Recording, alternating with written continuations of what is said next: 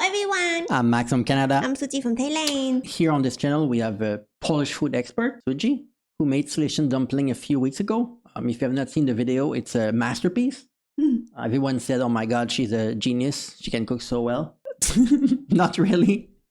It was messy, but a good attempt at making Polish Silesian dumpling. So now we feel like we're ready for Geography Nord Poland to learn more about Polish geography, history, food, so we can get more food idea amongst other things and place to visit when we have the money to finally go to Poland. Let's get started.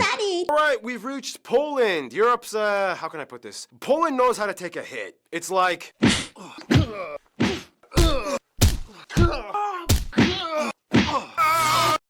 Is that all you got? I'm not even breaking a sweat, It's time to learn geography. No! By the way, this is my buddy Art. He's half Polish. Art, do you know anything about Poland? I know nothing about Poland, but I know my last name means on Friday. So anyway, I have another Polish friend named Conrad who's actually also going to be in this episode. He's Polish and he speaks Polish. Hey, that guy. Well, Art, you can also play Poland in the skits and stuff in this episode. Is that cool? Yeah, I guess so. All right, cool. Anyway, hey everybody, I'm your host Barbs. Welcome to the Wolverine of Europe. The Poles know how to deal with calamity, and if there was ever a mutant apocalypse, you would probably want one on your team. In any case, let's begin. How to piss off a Polish person 101. Oh man, I just visited Poland. I sure loved that Eastern European country. Central European. Yeah, they don't like being called Eastern Europe. Oh, you guys, in the comment. Because in one video, I made the mistake of said that it's look to me when I look at the map in Eastern Europe. People said, it's middle. It's the middle. Only Russia count as East. So even country like Ukraine for them count as middle. Which that I was not meant to get into a debate, a geographical debate. Okay, if you want to be called middle of Europe, I will call you the center of Europe, which I always thought was more like Germany, but Germany, Poland, they are bordering each other. So let's count Germany and Poland as like the centerpiece of Europe. Okay, so nobody get upset because I know that he's right when he says that it's upset a lot of people. I understand. Even though, I mean, come on, they're kind of more on the eastern side of the continent. Okay, Central European. The country is located in Central Europe and bordered by 7 other countries. Keep in mind, this little guy right here is a detached exclave of Russia called Kaliningrad. Speaking of which, we already mentioned this in the Germany episode, but Poland shares an island called Usedom, or Uznam, with Germany in this lagoon. The borders follow some natural boundaries like rivers and mountains. However, most of them were agreed upon after war times. The country is divided into 16 voivodeships, or provinces. The capital and largest city of the country is divided into 16 voivodeships. That's it. Oh, see, Silesian, where the Silesian dumpling are from that he made. Masovia, I've never heard of any of them. Pomeranian, is that the... Pomeranian? I think it's a dog. It's because of the dog breed. Oh, they have also Lower Silesian. But it's, see, there's 2 Silesian and there's Opol in the middle of it. I've never heard of any of them, actually. Greater Poland? Yeah. Western Pomeranian, Lesser Poland, Sub-Carpathian, Lublin. The big one. Almost the same, like the same size. Podlaski? Sound like a dish, like food. Oh, you're right, actually. No, nothing is much bigger than the other. Like nothing actually. long. It's like round. Or provinces, the capital and largest city of the country, Warsaw, in the center. It also holds the busiest airport, Warsaw International. From there, the second largest city is Krakow, known as the medieval capital, down south, and it holds the second largest airport, John Paul II Krakow International. And rounding out for third place is the city of Łódź, which means boat, nearly in the center of the whole country. Nonetheless, the city of Gdansk, Łódź, which means... Łódź? The third biggest city? I have never heard of it. He called it Łódź, like no L. Łódź. Third biggest city. We need to react to this one. Boat, nearly in the center of the whole country. Nonetheless, the city of Gdansk holds the third largest airport, Gdansk International, and also the busiest shipping port located on the Baltic Sea, where much of the cargo comes into the country. Otherwise, their entire sea access is confined to the coastline. They do not own any distant islands in the Baltic, due to the general flat landscape making much of the north. Wait, I know in Germany, people that live in North Germany, also they touch the water and it looked like so gorgeous. So much nature, a mix of mountain and everything, and it's probably the same in Poland, right? Yeah. To me, this looked like the most interesting place to live, like as a foreigner. Let's say you want to like retire, you go to the north. I don't know if it's the same in Poland, but in Germany, I had the impression that the north was really nice to like, just like sit there and do nothing, basically. You have one side of the sea. Yeah. central parts. Poland is a bustling transport hub with numerous roadways that traverse every single corner into every neighboring nation. Since joining the EU, nearly 2 billion euros have been invested in Poland's rail lines, and high-speed lines are being constructed today. Poland doesn't have any autonomous areas, but if we had to discuss historical and cultural regions, many people may just refer to this general area as Masuria, sometimes even historical Prussia. This general area is Pomerania. That's right, same as the dog, which is where it comes from. And the coastal area is Kashubia, where the Kashubians are mostly found. There's Greater Poland, Lesser Poland, which at the very border has Ruthenia or Red Ruthenia. Parts of the south are considered Silesia, which are inhabited by peoples that have their own distinct culture apart from the Polish. It's all kind of confusing, and we'll talk more about it later. One thing you have to understand is that historically, Poland had a lot of different types of administrative divisions, and much of it was shaped by war. Sometimes they had more land, other times they had less, and for 123 years they kind of disappeared altogether. Here's Prussia! Austria! Well, actually, they almost completely disappeared. I mean, Krakow was technically a free city-state for about 30 years. And keep in mind, we mentioned this in the Lithuania episode disappeared. I mean, Krakow was technically... That's it? That was Poland, basically. Krakow. The rest was Prussia, Russia, Austria. It wasn't even a place. Whoa. Oh. Yeah, look, it was crazy. And Austria was huge, too. Russia. Yeah. a free city-state for about 30 years. And keep in mind, we mentioned this in the Lithuania episode, but if you want to be incredibly technical, historically, the Polish-Lithuanian Commonwealth had some colonies. Way back yeehaw, when they thought one island in the Gambia, as well as Trinidad and Tobago, would be good overseas investments, making them the only sites that the Polish had colonized outside of Europe. Then what happened? In the end, it was too hard for them to manage, and they sold them off. The end. So anyway, here are some places of interest you guys, the Polish geography, suggested we mention this episode. They have quite a few... Woden, Cerkwas. Whoa, I love those. Slinius All. Castle of the Teutonic Order. Wait, it's gonna collapse. It looked like it. Musko Park. Whoa. UNESCO heritage sites, a lot of them are like chapels. The Holy Mountain. Holy Mountain of Grabarka. What, that's scary, that kind of thing? Look at that. Yeah. Wait, are they buried something there? Suji's afraid of spirit and stuff like this. So everything that is a tradition Any like this. story about this? Yeah. of Kabarka, the Painted Village. The painted village of Zalipi. Oh, this is cute. Wow. Village of Zalipe, Chopin's Heart, this rock city. This Scadly. Whoa. Oh my god, look like human made. Well, I know you're afraid of going to those kind of... I'm afraid of like a dark and like small hole, and because I'm scared of the flood. That's why when you go into the cave, you need to know that if there's a flooding season at this time, it's difficult for you to get out. And also, I'm scared, like, even they have the bridge, right? You walk on top, and then you don't know what is it below you. And I'm scared of the water that I cannot see below. So basically, if the water is dark, I'm not even going to want to put my feet in there, even the water is not deep. And also, when it's too dark, you not really know what's going to take your hair, right? Was something flying, thing like that. Because I remember when we went to Malaysia, right? Then we got out of the cave, and then they said, oh, this snake was found like under the bridge, thing like that. It was so scary. Okay, because the water brings the snakes, which is scary. We had a lot of flooding lately in Thailand around here, and in Poland, I know you had, and everything happened in the world at the same time. It's filled the flooding. It's in September. It was crazy. The upside down. Oh, the upside down house. Okay, it's not going to collapse. It's just a concept. And it looked like a boat, kind of. Yes. House, Kościuszko. Oh, we saw this one, right? I thought it was a fort, like for protect when there's an invasion or something. Mound, the Carrot House, the world's most... The Carrot House, the world's narrowest house. Oh, that's the whole house. It's up, it's not... Oh, wait, I thought the Japanese is the king of this. This look very Japanese, right? To protect from the earthquakes kind of stuff. Yeah, and a tiny house. I don't know. I would not live in that. Yeah. Most narrow house. Tons of cool statues and... Oh, okay. Oh, it's a shield. It was movement holding the sword. OMG. Little insurrectionist passage. Oh my god. Why that guy body is in the, like... It's art. Monuments like these. The world's tallest Pope statue. Tons of World War II sites. Oh, Schindler. I mean, Schindler List is one of the best movie ever, huh? Steven Spielberg. Oh my god, look at that. The Arts Wall fortification. Yeah. It's like a train? Yeah. Tunnel or something? Scary. It's kind of what they're known for. Westerplatte ruin. Okay, you guys have... Oh my god.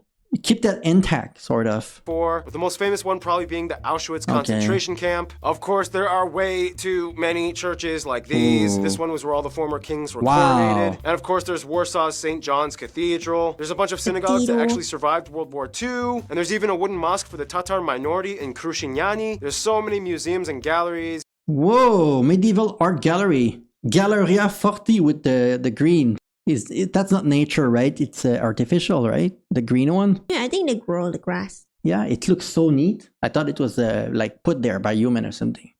Here's a bunch of notable ones. And too many castles, but they're Too many castles. They are huge too. very proud of having the world's largest medieval castle in Poland. Yeah, Poland does not fall short when it comes to sights to see, or things to do, or nature to explore. And that means we move on to the next segment,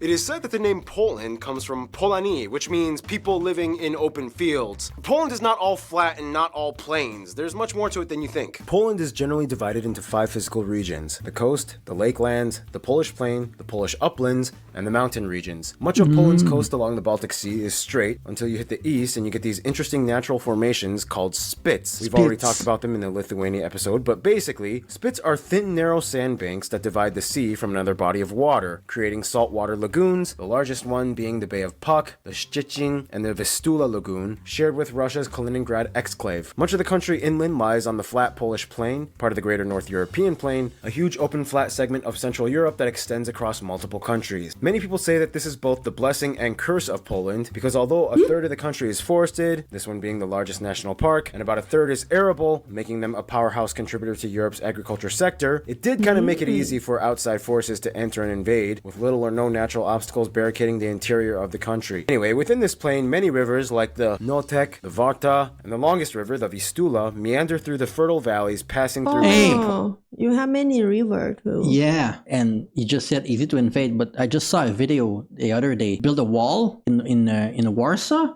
There's a huge wall near a forest, like in the countryside area, where blocking people from like coming to Poland because they had a problem with like migrants and stuff. So they built a huge wall in the middle of a forest. People want to go to Germany, another country, but they need to go to Poland first. They come from other country. Which they try to go. No, I mean, where are they come from? A lot of country, like Ukraine, like Syria, like a lot of country. All the country that right now they try to go to France, to UK, to Germany, don't necessarily want to end up in Poland, but they go through Poland to try to reach other destination, because Poland is stuck in the middle of everything. So, and they have a huge wall there with a lot of forests all around. Cities like Warsaw. In the north side, you have 2 massive lake districts, the Pomeranian and the larger Masurian, which also holds the largest lake of the country, Lake Śniadwy. The further south you go, the higher the elevation gets until you hit the Poland uplands. A little further south on the border with the Czech Republic and Slovakia, you find the 2 main and largest mountain chains, the Sudets and the Beskids, which form the north part of the larger famous Carpathian mountain chain. Here you can also find the tallest peak, Mount Rysy, right on the border of Slovakia. Wow. All right, and that just about does it. Now I need my triple shot of espresso break, and this time Art is going to come in to finish off the physical geography section. What do you want me to say, Barbie? The next thing on the teleprompter. Now, as you can see by this point, Poland has a lot more than just flat plains and lakes. They even have moving sand dunes in the north and a small desert in Boyenduf, which literally translates to mistakes. Yeah, Poland and deserts. You'd never think those two would go together, right? Oh, and there's also a crooked forest made up of trees that bend at a 90-degree angle. Many people have theories as to how it got that way. Some say it's natural, some say it was a dude trying to make chairs. In any case, Poland is a major producer of apples, 6th in the world, as well as being the world's largest treacle, what the heck is treacle? And amber exporter. I don't even know what amber is either. What is that, petrified tree sap? It actually is. I have It amber. is. Whoa. Today, though, Poland's economy is now mainly driven by the... Yeah, I think I have Polish amber Really? Where? because it's cheap, because they produce a lot. Where do you have it? I think I put it in the car, in my earring. Why do you have an umbrella? Oops. Oh, les enfants, why are you going inside? One is this up here. This is Polish amber? Yeah, You think? yeah. Because I remember when I bought it, they said the Polish amber, like you can see because they're famous with the flower inside. Oh. Some of the amber, like it's it's the liquid that come from the tree like that, and then it The stays tree like this here? Yeah, all the tree. Oh. When the tree to that like for a long time, and it will turn to be the rock. But then it's not a rock, but when you burn it, it still can melt. Okay. Come on, it's hot. Get out. Get out. Come on, Sunny. They think we're going somewhere. Okay, I'm gonna go on the car ride for them. Then I'm back. Really? 2 seconds. Okay. Okay, you just saw it. It's in the. I made a video in the future. Okay. Service sector and industry with main products like machinery and cars, buses, and video games being their largest export. Anyway, Poland also has quite a few endemic animal species like storks, Eurasian lynx, roe deer, and they have one of the largest populations of the rare European bison, which, have you guys ever had a bison burger? I mean, that's like really good. All right, don't eat those. Those are endangered. And bears. In fact, a bear once served in the Polish army, and there's a statue dedicated to him. Look it up. Good old Wojtek. Anyway, time to finish up with food. Some of the top Polish dishes. You guys, the Polish peeps, That's what I call them, Art. suggested we mention include things like bigos, Oh, bigos. Wait. People told us what bigos is, but I don't remember. These look like sauerkraut, right? In the Sauerkraut. We have a German sauerkraut, Bavarian style, in the fridge that we bought at a store here. If there's a Polish dish that we can make, let us know. Sauerkraut. cabbage Cabbage that was roll. what we wanted to do, right? Yeah, what you tried to do? Maybe we can try to do it. rolls, golonka Oh, Golonka pork knuckles. They have something similar in Germany too. We saw in the restaurant. Oh yeah, the pork leg. pork knuckle, roasted duck served with honey and apples. So many soups. Oh, okay. I want the Polish mushroom. Carp? Wait, Carp. what does it mean carp? Carp. It's a fish. Yes. The fish with a lot of color? I don't know. I don't remember what the carp looked like. I think they have It's different. red, yellow, gold. I think so. Why? You eat that? Yeah. And sour cucumber. Do you have a pickle in the jar with Wait, it? is it? It's Yeah, pickle. right. Yeah. We have it also. We bought it from Sweden. I don't know what trip They're is. probably good for like whole season, all this. Yeah. Soups like these, but the national dish being That's a national dish. Sour rice soup. Oh, it's in the bread. How do I gonna be able to With make the egg? bread bowl like that? Maybe. Actually, tells the job to make this. I think we might be able to Bread do it. bowl? Yeah, but it's not always served in a bread bowl. Sometimes it's served in a plate like this, so you can do it with the plate. Okay. sour rye soup. And of course, the most popular dishes many people have heard of, pierogi. Oh yeah, pierogi. Yeah, And yeah, pierogi. So just gonna try it. kielbasa, Oh, a lot of different sausage. kabanos, and Krakow-style sausage. And bagels. Yes, bagels originated from Poland, from the Polish Jews. Not New York. But they did move to New York. Oh, and of course, you cannot talk about Poland without mentioning vodka. Some say it was invented in Poland, some say the Polish just make really good vodka, but either way, vodka usually takes up a huge section in most Polish grocery stores. I've seen this wow. guy on vodka. No, you haven't. That was Knob Creek whiskey, and we don't talk about that here. Polish people know what they like. They're a distinct people. Speaking of which, we now move on to... Thank you, Art. Thanks. Can I do like one of those special effect outros, like, you know, Wolverine theme? Can I have the Sure. claws or something like that? Sure, yeah, go for it. Here. Okay. Is it true if I kill you, I become you? Let's find out. Die. Oh, it does work. Now, nice. some of you guys have told me, in Poland, there's kind of like a word that sums up the Polish mindset. Załatwić. It means something along the lines of accomplishing tasks and taking care of business. Half of everybody in Europe has probably at one point at least encountered a Pole. They're everywhere, working. Polish doctors in Germany, Polish contract workers in London, Polish bus drivers in Iceland. Work is in their blood, and it's a huge part of who they are. The population is about 40 million. However, keep in mind, diaspora-wise, there are about 20 million Poles living abroad, and they are the second largest Slavic group after Russians. The country is incredibly homogenous, with about 96% of the population claiming to be Polish, which is part of the Slavic family group. This makes That's what I said earlier. They have walls to block people from going in because they see what's going on in the rest of Europe, and they're like, we're gonna take care of our own people first, I guess. Yeah, of I know course. Suji loves because we have problem also in Thailand from people from Myanmar and Cambodia because they are poor country escaping different condition and try to come here, but it's a complicated situation. So Complicated. yeah. Makeup is mostly due to the Nazi intervention of World War II and Soviet relocation policies of the 20th century that drastically changed the previously diverse population. The country has few minority groups, however, of the minorities, the largest groups would be the Silesian at about 1.3% and the Kashubians at just under 1%. The rest is mostly made up of other Europeans like Ukrainians, Belarusians, Czechs, and non-Europeans. They use the Polish zloty as their currency, they use the type C, E, and F plug outlets, and they drive on the right side of the road. Now, of course, the main language of Poland is, of course, Polish. Lots of people say Polish is like really hard to learn. For one, they have 7 cases of speech and too many. Look, if I have this, right, I think it would be easier. To learn? Yeah, like just to memorize. I mean, the letters look the same. It's just that they have punctuation, and Yeah. with the punctuation, the pronunciation is different. Lots of people say Polish is like really hard to learn. For one, they have 7 cases of speech and too many consonants that are smashed all together at once. Geography Pavel says the Polish language is basically just spoken Wi-Fi passwords. Here's Conrad with a Polish tongue twister. Chrząszcz brzmi trzcinie w Szczebrzeszynie i Szczebrzeszyn z tego słynie. Sometimes even the Polish people say they have to polish up on their Polish.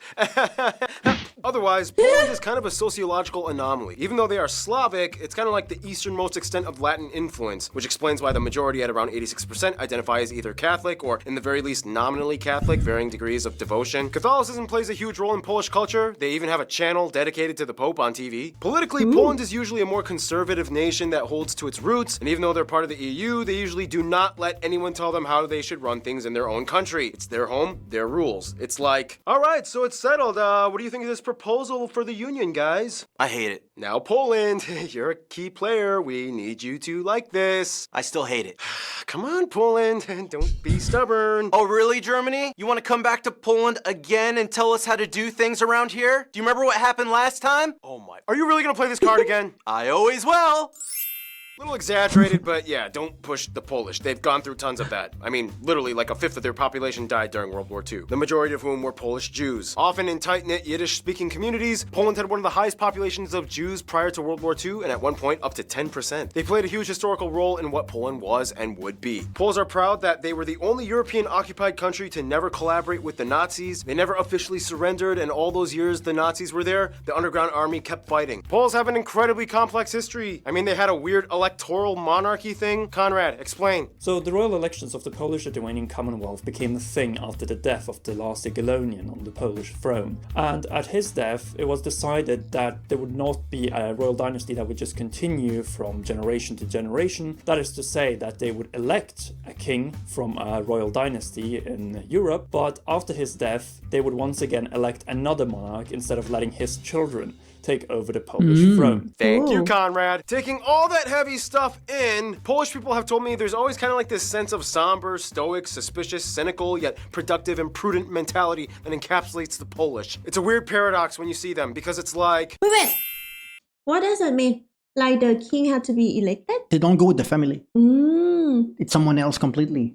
Can it be not in the royal family? Can it be like us? Yes, because the royal family is only one family, right?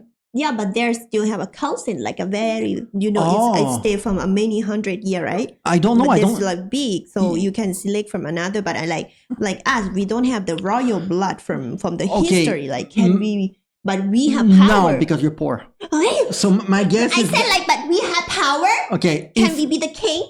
I guess they're gonna choose between one of the people with it's gonna be someone with money, because historically there was a caste system, right? There was a peasant, there was the soldier, there was the people with a lot of money on top. It's gonna be one person from that top 2% at the top, I guess. I mean, just like society today, right? We still live in a pyramidal society in terms of where you stand in the hierarchy. So that encapsulates the Polish. It's a weird paradox when you see them, because it's like, Ugh, being Polish is the worst. Seriously. I know, right? I hate Polish sausages. They're so gross. They are, and the government is just totally whack. yeah, Poland is terrible. What did you say? You can't say that. You're not from here. Yeah. Well, that took a little longer than expected, so here's Hannah with culture stuff. good to be back. Polish people have gone through a lot. They were pretty much fought for and invaded over 40 times for about 400 years. Nonetheless, the Polish people held through those centuries and retained their sense of identity. For one, in Poland, it is actually just as popular, if not maybe even more, to celebrate one's name day as well as your birthday. Poland has quite a high level of tertiary educated individuals, with about 80% of the young adult population having enrolled in university. Also, This is the thing that I couldn't believe last with time. about 80% of people in Poland enroll in university. Doesn't mean that they like end up with a diploma, but it's crazy. The only country I can think of that have the 80% would be like Finland, Norway, Sweden, like those Scandinavian Nordic country. Yeah, it's a good system. I don't even think that in Germany they have 80%, not even close. 80% of the young adult population having enrolled in university. Also, side note, the 35% of Polish people living abroad are referred to as Polonia. There's a contest where we figure out who is the strongest man in the world, and Poland... Mariusz Podzunowski. I know how to pronounce his name. Because when I was young, I was watching it. We had near my hometown in Canada, Hugo Girard was one of the top one. So I know Mariusz Podzunowski. I know how to pronounce his name. Again. Mariusz Podzunowski. I think. Mariusz Podzunowski. has won the most of those contests.